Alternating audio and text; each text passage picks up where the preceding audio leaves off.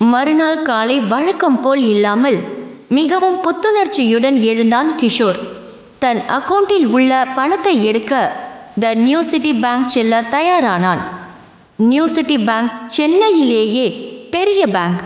சென்னையில் உள்ள பெரிய பெரிய பணக்காரர்கள் மட்டுமே இதில் கணக்கு வைத்திருப்பார்கள். அதனாலேயே அந்த பேங்கின் கட்டமைப்பும் வசதிகளும் உயர்தரத்தில் இருந்தது. கிஷோர் வெளித்தோற்றத்தை நின்று பார்த்துவிட்டு தயங்கியபடி உள்ளே சென்றான். உள்ளே சென்றவுடன் அதன் கட்டமைப்பையும் வரவேற்பையும் பார்த்து பூரித்து போனான்.